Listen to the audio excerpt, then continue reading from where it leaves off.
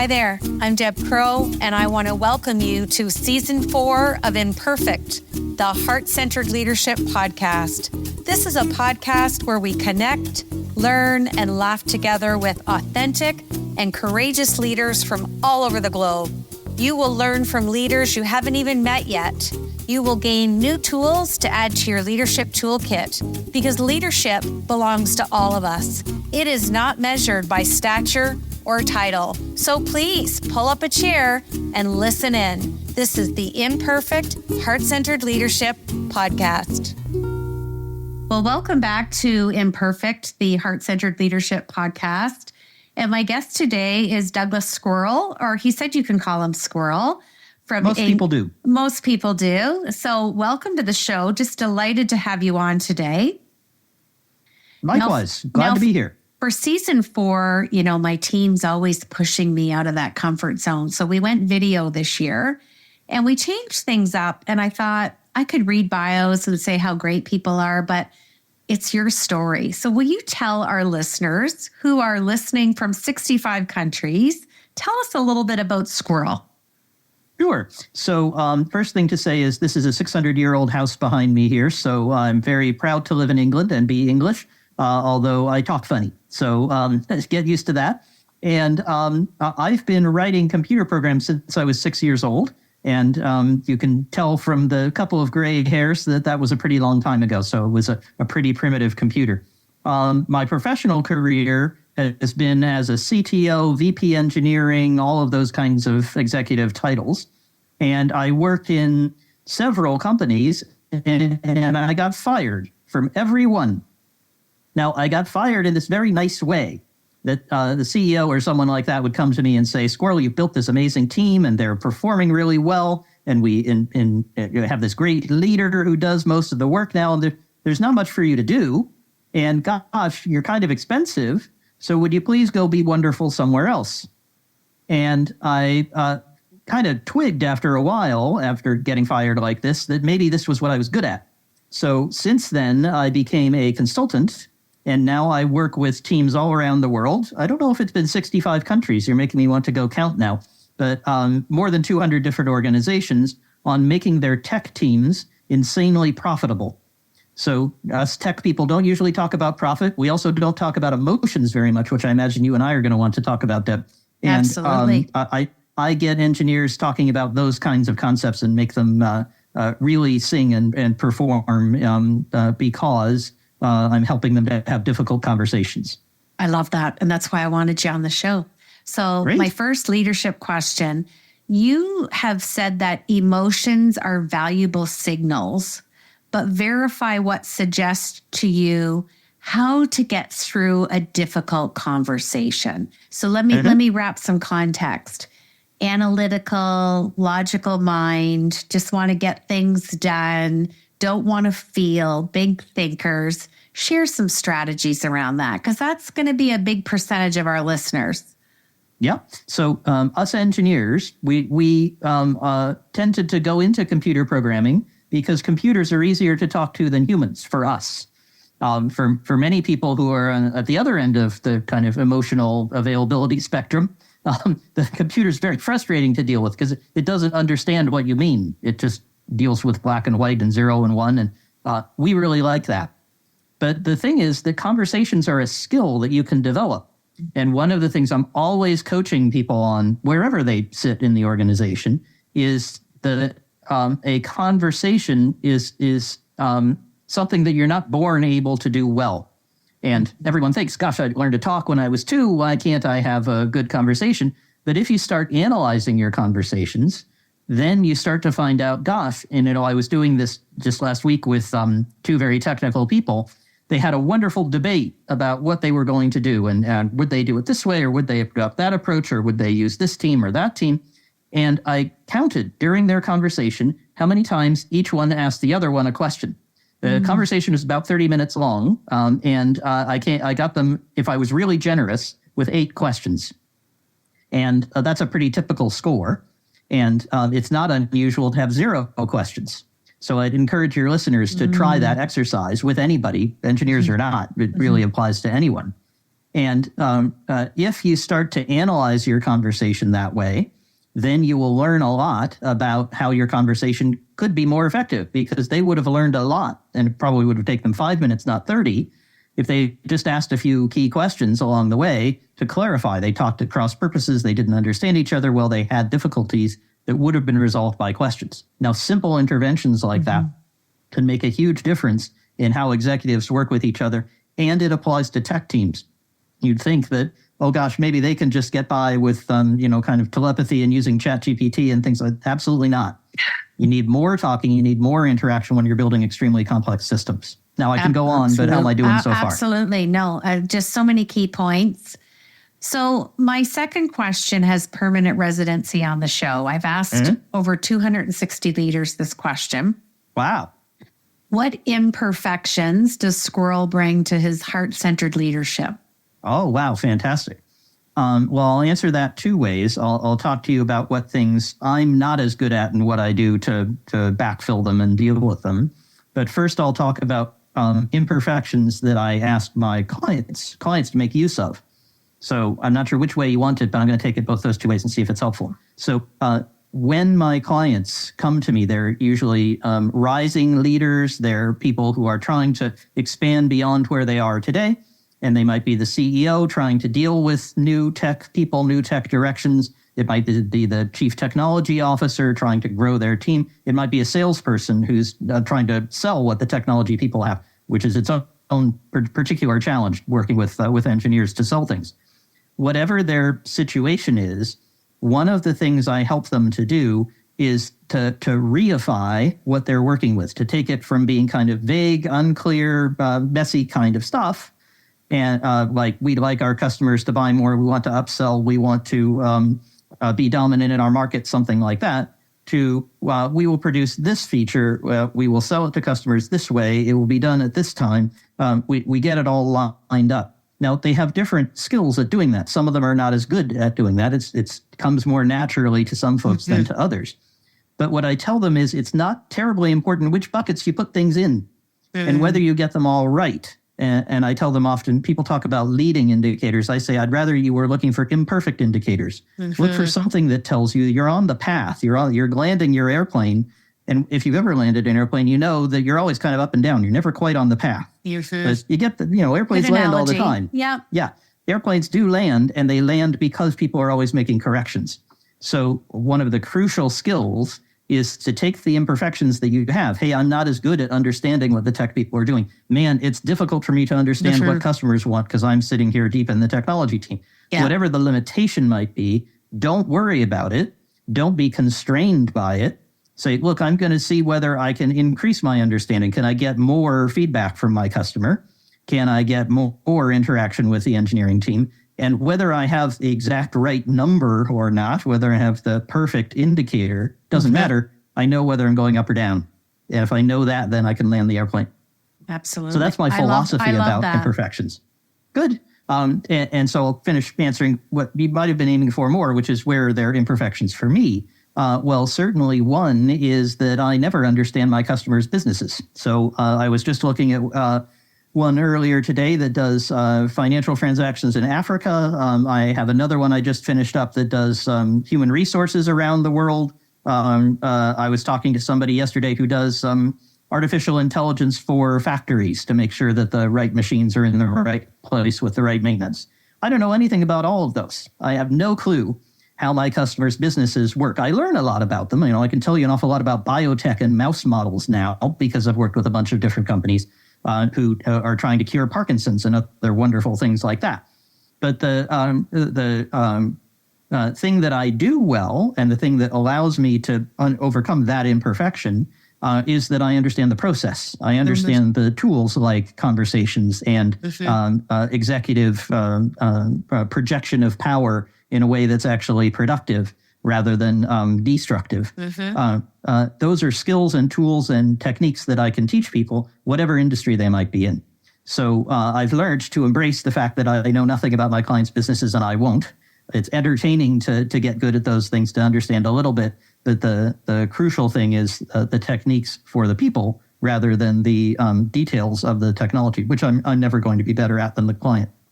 Absolutely. And bringing your toolkit to the process. Mm-hmm.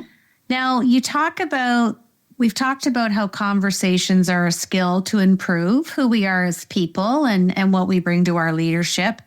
Asking probing questions of experts is also a valuable executive skill.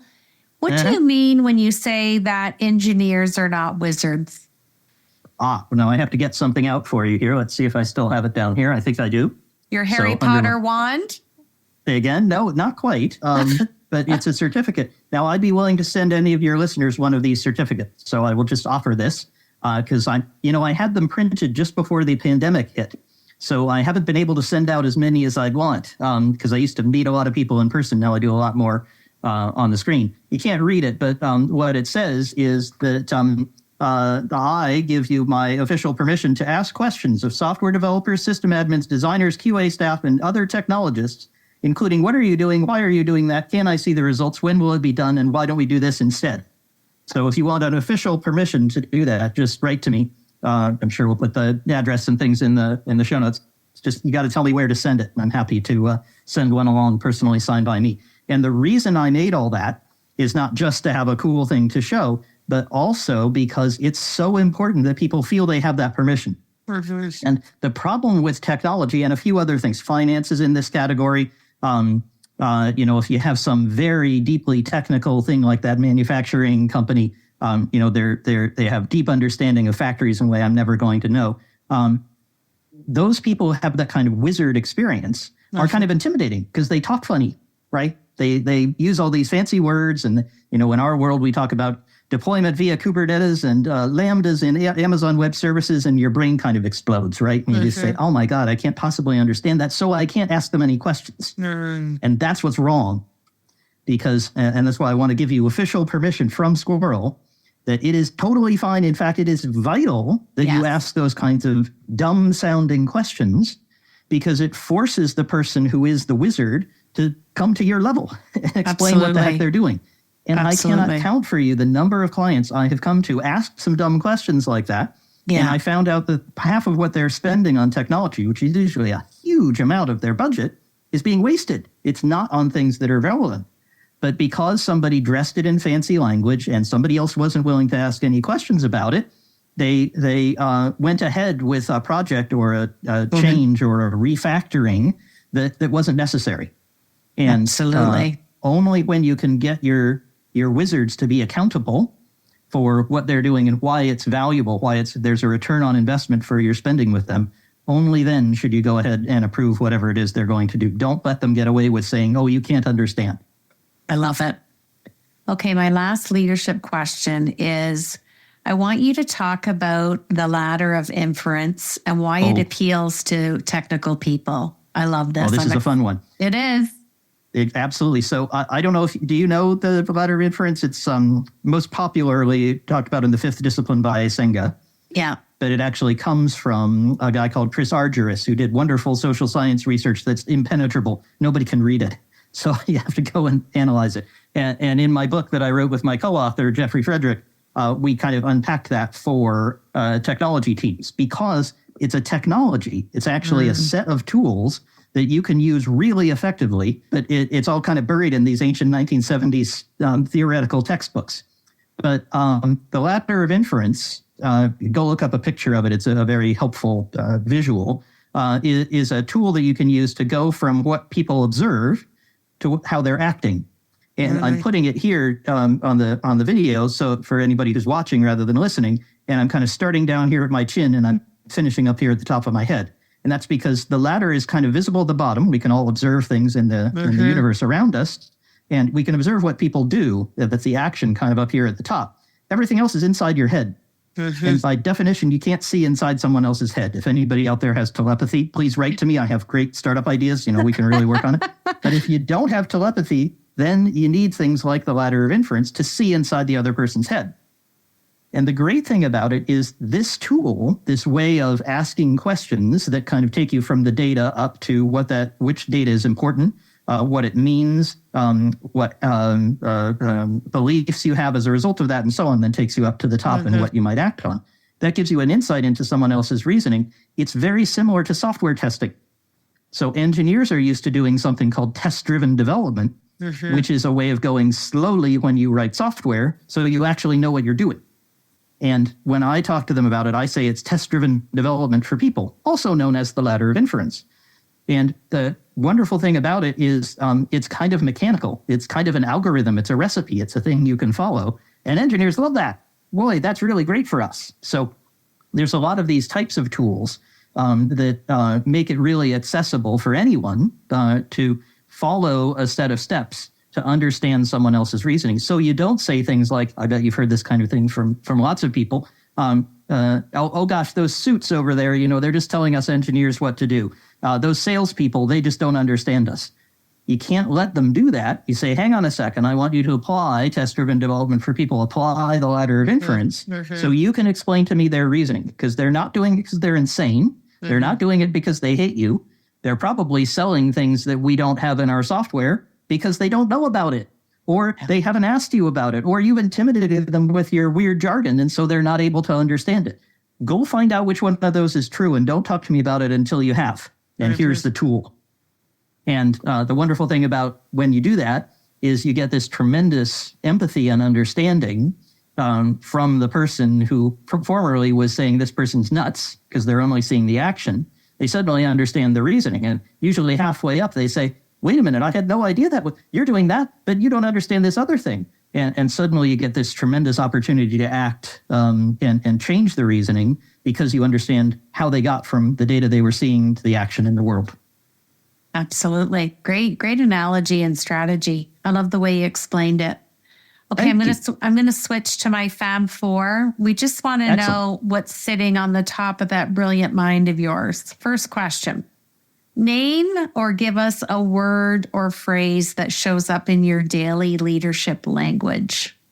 Well, I'll kind of give you an anti-word. I'll give you a word I don't let people use. And that is every time I hear the word convince, I stop people. I say, no, you're not allowed to use the word convince anymore. And they say, well, what am I supposed to do? I want to convince those people over there to do the software this way or sell this way or whatever it is. And I say, what you're going to do instead is you're going to come to understand their reasoning. And we're back to the ladder of inference. Sit in that observer's chair. I love that. Indeed. So take out the word convince. That's a word that is noticeable by its absence. Love it. Okay, second question. Name a book that you've read at any time in your life that was impactful. What was the name of the book and the author, and what was your takeaway? Oh, fascinating. The book was Learned Optimism. It's an American term, so we'd say learnt in Britain, but Learned Optimism. It's by Martin Seligman. And I read the audiobook on an extremely boring railway journey to Belgium. I'm sure Belgium is wonderful, but I was not going to the wonderful part of Belgium. I was going to the boring part of Belgium, and it was a very boring railway trip. But the book was fascinating, and I only read it once. I did all the exercises, and when I got off the train, I didn't have imposter syndrome anymore. And it really cured it for me. So I don't have that belief that, I can't do it, I'm not good enough, I don't understand these things. If anything, I'm a bit too far the other way, which is very helpful for confidently inspiring other people. And it was all due to that book, because I had a lot of doubts before. And when I read and did the exercises to change my self-talk, to change how I described my experiences to myself, it really altered my thinking, because I went from saying, I'm always bad at this, I don't understand this, I'm not good at this, to saying, in that case, I didn't understand it. And generally, I'm very good at this type of thing. And when you shift that thinking, that habit of mind, it really can turn around your internal monologue. Absolutely. Okay, third question. I have to put a bit of context to this. I'm granting you a wish. Mm-hmm. You get to have dinner with a leader of your choice. Now, this leader may have passed away or is living. Oh. Mm-hmm. Who are you having dinner with, and what is the dinner conversation? Now, that is fascinating. There are too many good ones. I mean, part of me wants to have dinner with Donald Trump just to understand what's behind all that. The psyche, right? Yeah, where did he come from? I don't understand him at all. Or Elon Musk the same. Yeah. They can both get a rocket ship and stay on Mars, as far as I'm concerned. But that's neither here nor there. I'd have to say Ed Catmull from Pixar. because there's such a fascinating journey. If you haven't read his story of the company, it's absolutely worth reading. I can't remember the title, but they started. He kind of formed this band of crazy animators with this dream and kept it going for 20 years until they had Toy Story. I mean, this thing goes back to the early 1970s. Yeah. And he has a kind of gentle but firm leadership that I think is missing in a lot of places. People idolize a Steve Jobs or an Elon Musk or somebody like that who very decisive, get a lot done. Yeah. But man, they make a lot of enemies and a lot of pain along the way. And Catmull seems to have done better on that. It's not perfect. There were some problems with Lasseter and his team and so on. It's certainly not a perfect story. But I think I'd want to ask him about how he kept a sort of gentle optimism through 20 years in the wilderness and then 20 years inside Disney, which was kind of a mad environment as well. Yeah, that's a good what one. I'd be interested in. Well, before I ask you my last question and we close out the show, I just want to say I'm so glad we met. It's been delightful to chat to you. I knew it was going to be a good conversation. I'm going to have you finish this sentence for me to finish the show. Heart-centered leadership is? Heart-centered leadership is acknowledging that emotions are a very useful component of human interaction and they belong at work, managed in a thoughtful and empathic way to tell you how to make your business more successful, both in terms of people and profit. Thanks so much for joining me today on Imperfect, the Heart-Centered Leadership Podcast. I hope you've enjoyed the show today and have learned some new tools for your leadership toolkit from our amazing heart-centered guest. If you like the show, feel free to give us a rating and a review, and we always welcome your feedback anytime. If you're ready to master the art of heart, my new book, The Heart-Centered Leadership Playbook, is now available on Amazon, or you can click the link below in our description.